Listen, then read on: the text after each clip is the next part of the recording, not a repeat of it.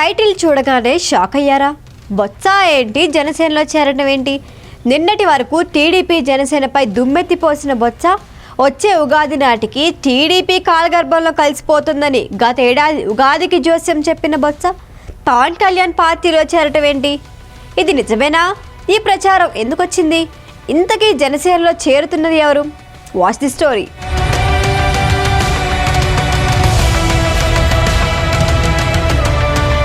గడిచిన ఎన్నికల్లో వైసీపీ ఘోరంగా ఓడిపోయినప్పటి నుంచి ఉత్తరాంధ్ర కీలక నేత బొత్స సత్యనారాయణ సైలెంట్గా ఉంటున్నారు. ఎప్పుడోసారి ప్రెస్ మీట్ పెట్టడం మినహా పార్టీ తరఫున పెద్దగా యాక్టివ్గా ఉండటం లేదు. పైగా వైసీపీ ఉత్తరాంధ్ర భవిష్యత్తు ఏంటో అనే డైలమాలో ఉన్నారు.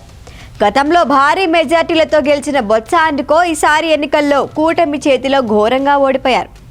విశాఖ ఎంపీగా పోటీ చేసిన బొత్స ఝాన్సీ లక్ష్మి 5 లక్షల ఓట్ల తేడాతో ఓటమి పాలయ్యారు. పైగా రాష్ట్ర వ్యాప్తంగా పార్టీ నుంచి వలసలు పెరిగాయి. దీనికి తోడు గత ప్రభుత్వ హయాంలో చేసిన అరాచకాలు ఒక్కొక్కటిగా వెలుగు చూస్తున్నాయి. నటి జత్వాని నుంచి ప్రస్తుతం నడుస్తున్న శ్రీవారి లడ్డూ ప్రసాదం కల్తీనే ఇష్యూ వరకు ఇవన్నీ వైసీపీని గట్టిగానే ముంచేయనున్నాయి. ఇంకా బయటపడని ఎన్నో అరాచకాలని ఆధారాలతో సహా ఒక్కొక్కటిగా బయటపెట్టిలో పనిలో ఉన్నారు కూటమి నేతలు. ఒక్క ఛాన్స్ ఇచ్చి నష్టపోయామని భావించిన ప్రజలు కనీసం ప్రతిపక్ష నేత హోదా కూడా ఇవ్వలేదు. పరిస్థితి చూస్తుంటే వచ్చే ఎన్నికల నాటికి వైసీపీ భూస్థాపితం అయిపోయినా ఆశ్చర్యపోనవసరం లేదు. ఇలాంటి టైంలో జనసేనలోకి బొత్స అనే వార్త విని షాక్ అయ్యారు ప్రజలు. అయితే క్లారిటీ ఏంటంటే జనసేనలో చేరుతుంది బొత్స సత్యనారాయణ కాదు, బొత్స సోదరుడు వైసీపీ ఎమ్మెల్సీ లక్ష్మణరావు.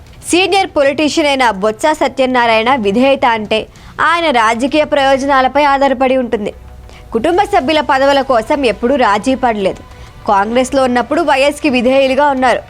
ఆ తర్వాత అదే కాంగ్రెస్లో కొనసాగుతూ వైసీపీ అధినేత జగన్ ఆయన తల్లి విజయమ్మపై ఘాటు విమర్శలు చేశారు. వైసీపీలో చేరాల్సిన పరిస్థితి రావడంతో జగన్కి విధేయులుగా మారిపోయి చంద్రబాబుపై విమర్శనాస్త్రాలు సంధించారు. గత ఉగాది టైంలో మాట్లాడిన బొత్స వచ్చే ఉగాదికి టీడీపీ పనైపోతుందన్నారు. కట్ చేస్తే ఘన విజయం సాధించి కూటమి ప్రభుత్వం అధికారంలోకి వచ్చింది. ఈ లెక్కనిక వైసీపీలో ఉండటం వల్ల ఎలాంటి లాభం ఉండదు. సో జనసేనలోకి వెళ్ళిపోయినా ఆశ్చర్యపోయిన అవసరం లేదు.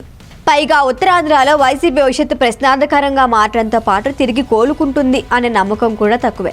అందుకే తన రాజకీయ భవిష్యత్తుకి మార్గం సుగమం చేసేందుకు ముందుగా సోదరుడు లక్ష్మణరావుని జనసేనలోకి పంపుతున్నారని ఇన్సైడ్ టాక్. వ్యాపారవేత్తగా వెలుగుతున్న బొత్స లక్ష్మణరావు ప్రత్యక్ష ఎన్నికల్లో దిగాలని ఎప్పటి నుంచో ప్రయత్నాలు చేస్తున్నారు. జిల్లాలో సామాజికంగా అనుకూలత ఉన్నప్పటికీ ఇప్పటికీ పోటీ చేసే అవకాశం రాలేదు.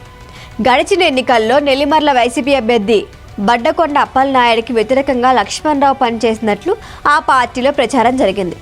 తన అనుచరులకి ఉన్న సర్పంచ్లని ముందుగా జనసేనలోకి పంపించడం ద్వారా కూటమి విజయానికి ఒక కారణమయ్యారు. ఇక వైసీపీ ఘోర ఓటమి తర్వాత పవన్ కళ్యాణ్ సమక్షంలో జనసేనలో చేరేందుకు సిద్ధమయ్యారు. పార్టీ మారడంలో ఎలాంటి సంశయం లేదని క్లారిటీ ఇచ్చేశారు కూడా.